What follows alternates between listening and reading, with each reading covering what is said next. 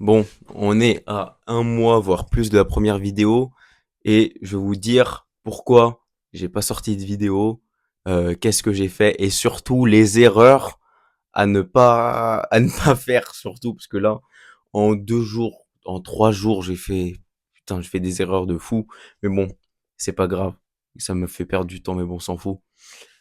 C'est pas ça le plus important. Bon, en gros, je vous avais dit, ouais, je vais faire de la gêne, je sais pas si je vous l'avais dit, de la gêne, génération de leads, la génération de prospects, pour les courtiers normalement, immobiliers. Peut-être que je vous l'ai dit, je me rappelle plus.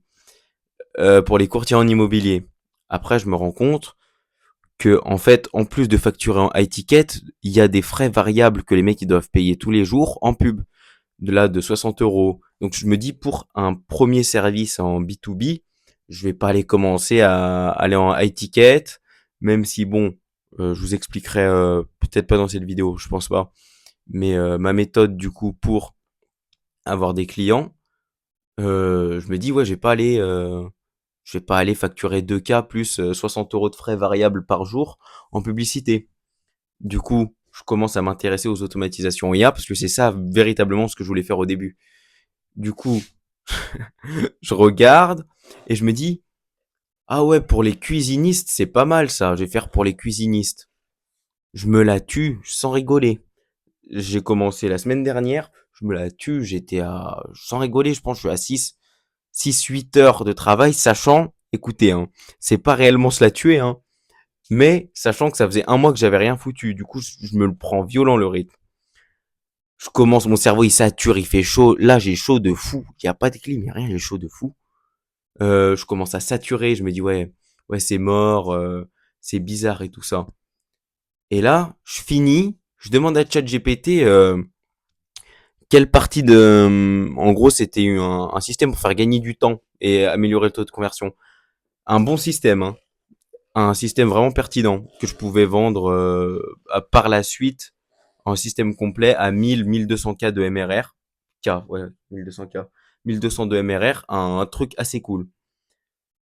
C'était pas un nice to have, ça résolvait des vrais problèmes. Et là, je regarde, je lui dis, quelle catégorie de ma niche je vais targeter, quelle catégorie de ma niche je vais aller facturer.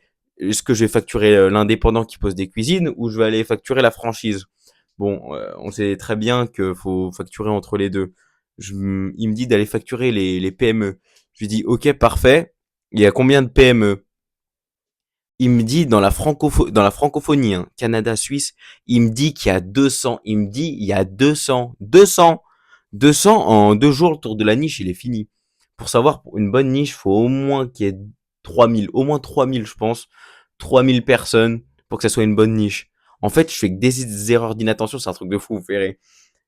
Au moins 3 là, il y a 300 personnes, putain, je me dis, ah ouais. Du coup, j'ai pas le choix que changer de niche, parce que c'est trop petit. Du coup, ce que je fais, je me dis, je vais copier-coller le système pour une autre niche. Ok, je vais faire sur les menuisiers.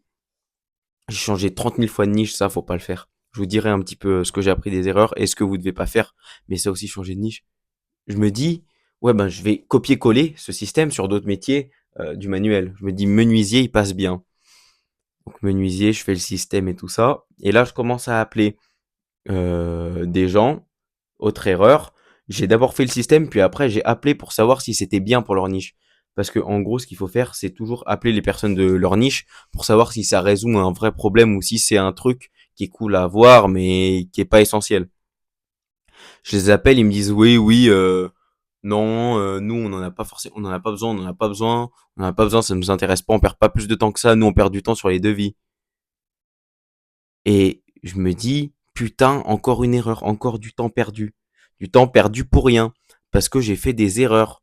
Donc, euh, je recommence du début et je me dis, quelle niche tu connais vraiment? Quelle niche tu connais vraiment?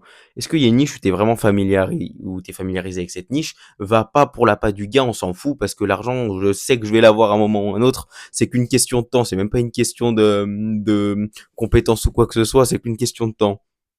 Donc je me dis, moi j'ai fait mon stage là, j'ai fait un stage cette année.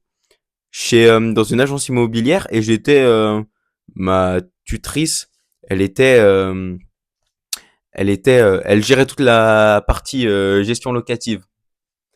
Donc je me dis, bah, tu sais quoi, j'ai bien aimé la gestion locative, j'ai bien aimé l'aspect, hein, parce que faire de l'opérationnel, répondre à des emails toute la journée, aller à des, putain, il y a eu un dégât des eaux, on y était allé, et en fait, c'était juste le système, genre leur système à eux, qui avait envoyé un message comme quoi il y avait un dégât des eaux signalé, alors que c'est pas, alors qu'il n'y en avait pas, on y allait pour rien. On a perdu réellement, on a perdu 2 heures pour rien. Donc ça, c'est un truc que je vais implémenter dans mon système. Comme cette niche, je la connais bien. J'ai fait un stage d'une semaine et je me suis beaucoup intéressé dessus depuis que je suis en seconde apparemment parce que j'aimais bien tout ce qui était gestion d'immobilier. Je me suis dit, j'en ai rien à faire, je pars dans cette niche, il n'y a pas d'appât du gain, il n'y a pas de barrière à l'entrée, tout ça, j'en ai rien à foutre. Donc là, ce qui va se passer, c'est qu'en gros, je vais commencer à faire, je vous dis, là, on va être à J plus 1, on est à J0 là, au moment où je vous dis ça, un système, j'ai réfléchi, où les points fondamentaux, j'avais écrit sur un papier tous les points les plus chronophages et tout ça. En fait, dites-vous, en gestion locative, vous recevez des messages, donc des mails ou des messages de gens qui se plaignent. C'est tout le temps des gens qui se plaignent. Il y a eu ça, ça n'a pas été relancé, ça n'a pas été relancé. Et on passe sans rigoler. On avait fait un calcul, je sais plus combien d'heures sur combien d'heures, mais ça faisait qu'on était à 70% à peu près. 65, et ça peut monter à 80 dans certaines grosses agences. Enfin, petite agence, ça peut monter à 80. Donc je me dis 80% de son temps pour des emails, c'est un truc de fou. Donc, tout simple, on va faire une solution tout simple. On va pas se complexifier, je vais pas faire un système, je vais d'abord me focaliser sur une feature. Donc, une feature qui répond aux emails, qui crée les emails et qui trie les prospects, du coup, en fonction de l'urgence à leur répondre, si juste on peut lui envoyer un email ou s'il faut carrément les appeler. Ça leur fait gagner énormément de temps par jour. Genre, c'est vraiment pas du tout, je vais résoudre une vraie solution. Donc là, la vidéo, elle était un peu à l'arrache. Je vais vous dire un petit peu les erreurs à ne pas faire. Déjà, manque de vigilance. Ne surfez réellement pas sur une vague. Je pense que il y a aucune bonne niche. En vrai, je me suis rendu compte qu'il y a aucune bonne niche. Il y a que des niches que tu connais. Une bonne niche, c'est une niche que tu connais. Je vous jure, même les librairies, leur panier moyen à 7 euros, là où ils font 30% de bénéfices, si tu connais par cœur une librairie et que tu arrives à faire un SaaS dessus, bah, tu te blindes. Les librairies, elles ont des logiciels à 10K de gestion. Tu te blindes. Il y a aucune mauvaise niche. Il y a aucune mauvaise niche. Faut juste les connaître. Ensuite, les erreurs d'inattention. Moi, je sais que j'en fais beaucoup. Peut-être que vous êtes comme moi. Je fais énormément d'erreurs d'inattention. Donc, je vais oublier des points qui, ok, c'est pas grave. Mais une fois que le produit sera fini, le résultat sera présent, ben, votre truc, ça va le rendre totalement obsolète, quoi. L'exemple des cuisinistes, j'ai fait un bon système, sans rigoler, un bon système qui résolvait des vrais points. Là, je me rends compte, 300 personnes dans la niche. 300 personnes, 200 ou 300. Non, 200 personnes dans la niche, je crois. C'est un truc de fou. Aussi, faire une étude de marché avant de commencer quelque chose. Wow. Donc, ce que vous devez faire, c'est au lieu de voir l'automatisation parfaite sur YouTube, d'abord vous appelez les mecs de votre niche, les mecs que vous connaissez le plus, enfin la niche que vous le connaissez le plus, si vous connaissez des mecs, c'est parfait, et vous leur demandez si vous pouvez faire un stage carrément chez eux, être au plus près de chez eux, ou leur poser plein de questions. Les questions, ça suffit pas parce que vous avez oublié des trucs, ils vont oublier des trucs. Faut leur poser des questions plusieurs fois, sous plein d'aspects, et si possible, faites un stage ou restez avec eux ou allez sur le terrain avec eux. C'est compliqué, je sais, mais moi réellement, ça m'a fait découvrir des trucs que je pense que on verra bien par la suite. Hein, ça se trouve, je mens, hein, mais je pense que 90% ou 99% des mecs qui veulent faire des trucs en gestion locative, même s'il n'y en a pas beaucoup, ne connaissent pas parce que j'étais au sein de la niche, j'étais imprégné dedans et j'ai fait plein de trucs dedans et que je m'intéresse dessus depuis des années. Je me disais ouais, il y a pas assez d'argent, alors que c'est pas vrai. Donc bon, ne faites pas des erreurs bêtes comme moi. Moi, en fait, cette chaîne, faut voir un truc. Vous regardez un mec, il a essayé, sans rigoler, hein, il a essayé 30 000, il a essayé 30 000 business. J'ai réussi dans Vinted, comme je vous ai dit, en fournisseur. mais qui essaye. Vous regardez juste un mec qui essaye, qui fait des conneries tous les jours. Je fais énormément de conneries, je fais n'importe quoi. Et vous prenez ce que je fais. Je suis débutant, hein.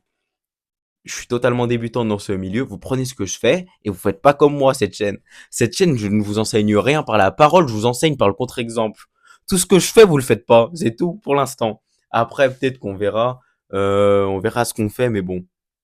Voilà, je pense qu'il n'y a plus rien à dire. C'était une vidéo vraiment vite fait parce que des potes qui m'ont fait culpabiliser, ouais, ouais, je vais faire des vidéos, mais j'avais rien fait. Et voilà, hein. Bon, je vais essayer de sortir des vidéos plus souvent. Ben, j'aurai le temps. Et puis voilà, hein. Merci.